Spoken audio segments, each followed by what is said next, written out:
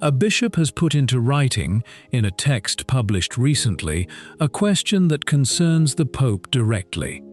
The question, quoted verbatim, is this: does he really have nothing more important to do than grant this kind of private audience? This was not asked by a blogger, and it was not asked by an anonymous voice online. It was asked by a bishop, and the text in which he asks it is long, reflective, and anything but improvised. His name is Marian Eleganti, Auxiliary Bishop Emeritus of Chur, Switzerland. The text was published in English under the title The Decline of the Patrine Ministry. It was published by Edward Pentin in the journal Per Mariam, and there is a revealing detail attached to its publication. It appeared there at the bishop's own explicit request. This was not an improvised interview, and it was not a stray line pulled from the margins of a conference talk. It was a text he wanted read, and one he specifically asked to have circulated. The concrete and verifiable event at the center of it took place on July 31st at the Apostolic Palace, a private audience lasting only a few minutes. On that day, Leo XIV received 80-year-old Patti Smith, the American singer-songwriter, poet, and artist. Like the Pope, she was born in Chicago, a detail that was specifically noted and highlighted in the coverage. The meeting was reported by Vatican News itself, the official communications outlet, and covered by every major Italian newspaper, complete with photographs and detailed accounts of the exchange between the two of them. It was not the first time their paths had crossed. On May 8th, the first anniversary of his election, Smith had inaugurated the Holy See's Pavilion at the Venice Biennale. For Eleganti, the issue is not the person herself, and he makes that explicit. The problem, he writes, lies in the fact that she is an artist who has publicly supported positions contrary to the Church's teaching on the sanctity of unborn life.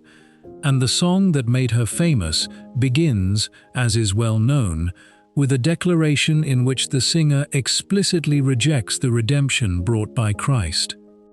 Following that audience, on August 5th, another scene unfolded at the Basilica. At the conclusion of the general audience, the Pope greeted actor Matthew McConaughey and his wife.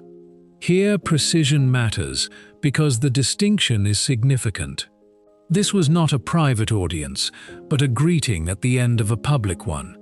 Nevertheless, the debate reignited all the same. The Italian press has spoken openly about the privileged treatment reserved for celebrities and about that particular strip of Vatican life stretching from the front row all the way to the official photograph. It is at exactly this point that Eleganti's text stops talking about Patti Smith and begins talking about something else entirely, something considerably more significant. He himself downplays the specific episode, calling it a harmless encounter that, in his own estimation, consisted mainly of an exchange of courtesies with no real consequence for the Church. But precisely because of that, he writes, this episode raises questions, and the first of them is exactly the one this video opened with. According to him, this phenomenon did not begin with the current pontificate, and this is a point worth underlining clearly. He traces it back to the years of John Paul II and observes how it has grown steadily, decade after decade. Popes have intervened increasingly in informal ways, granted spontaneous interviews, and multiplied their encounters with figures from the political, cultural, and media worlds. The result, in his assessment, is that the Pope risks being perceived by society as simply one more member of the international establishment, and that his own personality becomes the actual protagonist of the story rather than his office.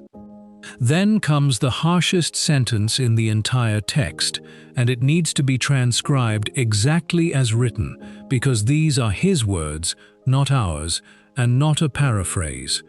I believe that as a consequence, the last popes have lost authority and spiritual capital. The last popes, in the plural. Not one pope specifically, and not the current one in particular. And here the discussion shifts from style to doctrine, because he writes, "The problem becomes more serious when audiences are granted to people known for holding positions contrary to the Church's teaching." And it is at this point that the bishop names names, 3 of them to be exact, and all 3 belong to the previous pontificate, not the current one. The first is Emma Bonino, a historic figure of Italian radicalism, one of the individuals most closely identified in Italy with the fight for legalized abortion. Eleganti recalls her meetings with Francis. The second is Eugenio Scalfari, founder of La Repubblica and a self-declared non-believer, with whom Francis maintained a long series of conversations that were subsequently published and commented on repeatedly. The third is the Jesuit James Martin, whom this channel has already covered, and who has for years been the most visible face of activism around these questions within the American Church. 3 very different names, united by one thing. All 3 publicly supported positions the Church does not share, and all 3 were received. Eleganti's argument is not that meetings with such people should never occur. His point is more subtle than that. He is concerned with what remains after the meeting has ended. What remains is a photograph. And a photograph with the Pope, he writes, takes on a significance that transcends the private nature of the encounter itself, especially when it is subsequently used to promote particular causes. From this follows what he considers the more serious consequence. If there is no clear and unambiguous public defense of doctrine, then the Pope himself is obscuring the Church's actual position. These are his words, and he adds that this could cause scandal among the faithful, not among the Church's enemies, but specifically among the faithful themselves. At this point, something needs to be clarified that almost no one mentions, and it is a clarification the bishop himself makes explicitly in his own text, one that helps considerably in understanding him correctly. His criticism has nothing to do with the diplomatic, institutional, or protocol-related obligations that come with the papacy. He explicitly sets these aside and does not question them at any point in the text. His concern is with what he considers a separate and secondary matter entirely, and the real question, as he frames it, is where the time actually goes. How much remains for prayer, for the study of documents, for the preparation of addresses that teach without ambiguity. He then lists the less visible responsibilities of the office, the ones that never appear in any photograph and generate no headlines of their own. Directing the curia, coordinating the dicasteries, meeting with the Pope's own advisors, addressing matters that remain genuinely unresolved rather than merely photographed. And he uses one precise word to describe the risk he sees building in the current pattern: activism. The steady accumulation of public documents, public appearances, and public gestures that ends up diverting attention, his own and the Church's collectively, away from the harder and less visible work of doctrine and governance. He also offers a concrete example of what, in his own assessment, still remains genuinely unaddressed. The heterodox positions held by certain bishops, with explicit reference to the German synodal way, a subject this channel has already covered at length in previous episodes. He argues that those responsible for advancing positions at odds with settled Catholic teaching should be clearly and publicly identified, formally warned, and, where the situation genuinely requires it, removed from their positions of authority. This is not, by any reasonable reading, a minor or symbolic request. It is a direct call for disciplinary action against sitting bishops, made in the same breath as his complaint about celebrity audiences, and it deserves to be weighed with the same seriousness as the rest of his argument, rather than treated as a passing aside.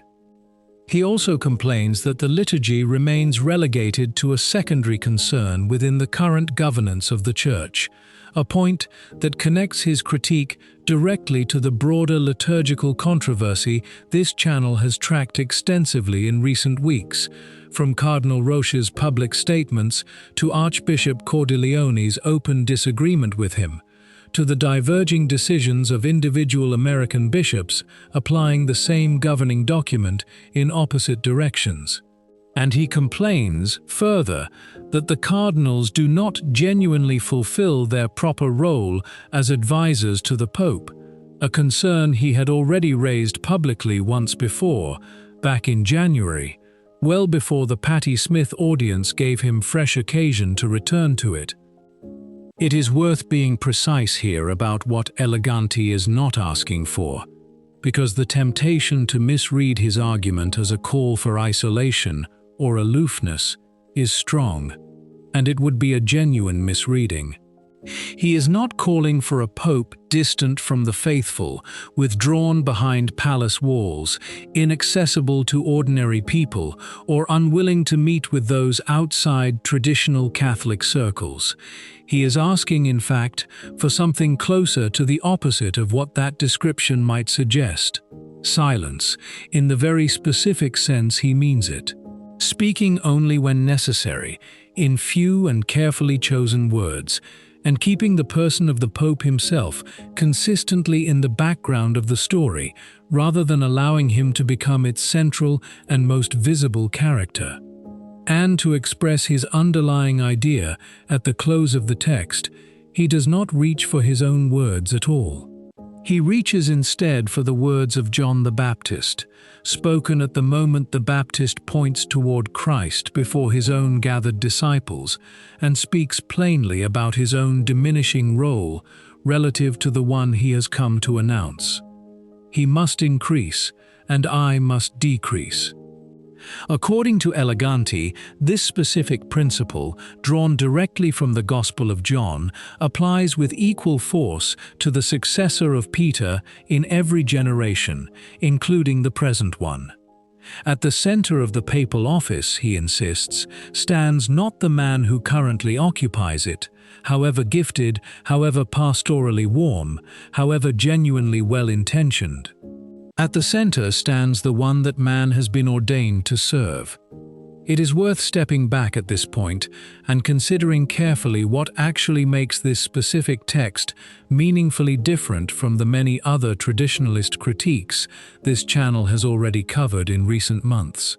Eleganti is not primarily arguing about liturgy in the narrow sense, though he touches on it directly.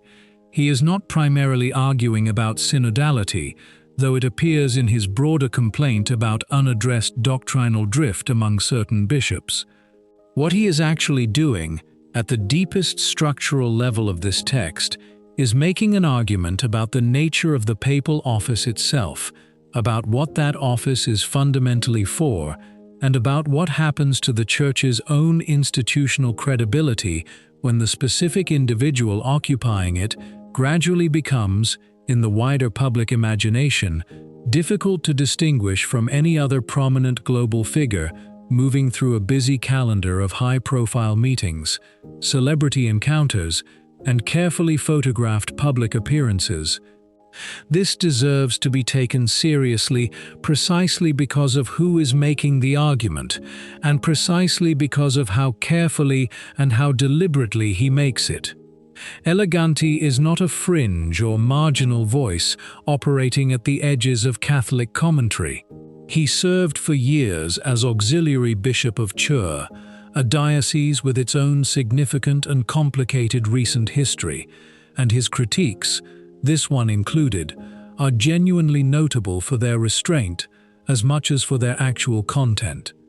He does not accuse Leo XIV of heresy anywhere in this text. He does not question the validity of his election, and he offers no hint of the kind of sedevacantist framework this channel has already examined and explicitly rejected in earlier coverage of Archbishop Vigano's own, considerably more extreme positions. Eleganti explicitly and deliberately refuses to extend his criticism into the territory of a direct doctrinal accusation against the current pope specifically. Instead, he traces the pattern he has identified backward across multiple consecutive pontificates, beginning explicitly with John Paul II, continuing through the extensively documented example of Francis, and only then arriving at what he treats as simply the most recent instance of a decades-long institutional drift, observed now under Leo XIV. This is, in its actual substance, a structural critique of a long institutional trend spanning nearly half a century, not a personal attack directed at any single man who happens, at this particular moment, to hold the office. That distinction matters enormously, and it deserves to be held onto carefully by anyone genuinely engaging with this story, rather than simply reacting to its more provocative headline.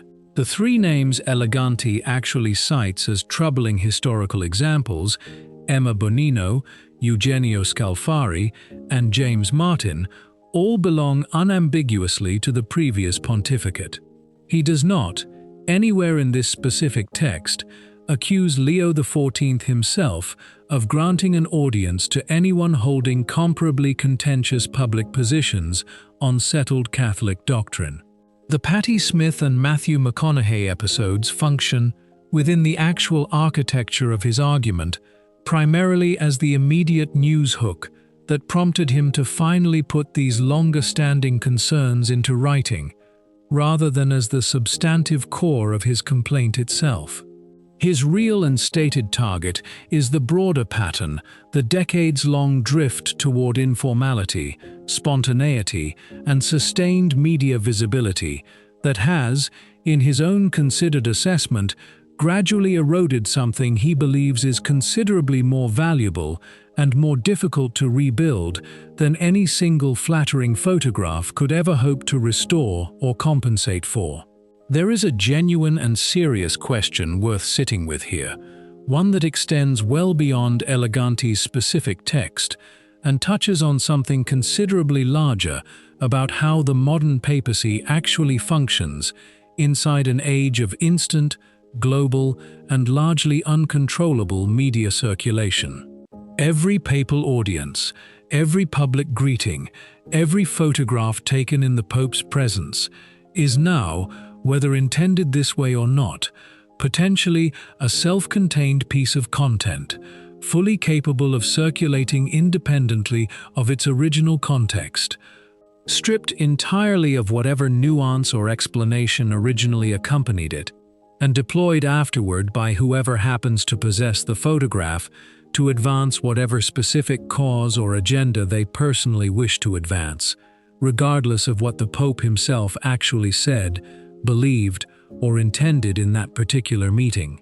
A Pope who genuinely wishes to remain pastoral and accessible, meeting openly with artists, actors, and public figures from outside traditional Catholic circles, exactly as popes across many previous centuries have also done in their own respective historical moments, now does so inside a media environment that simply did not exist in anything resembling its current form even a few decades ago.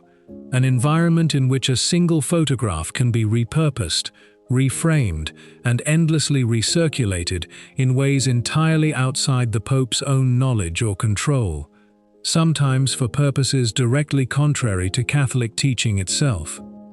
Eleganti's argument, read as charitably and as carefully as the text itself actually warrants, is therefore considerably less an attack on any single particular meeting, and considerably more a sustained warning about the cumulative institutional effect of operating continuously within that specific media environment, without a sufficiently strong and sufficiently frequent corresponding public clarity on matters of settled Catholic doctrine.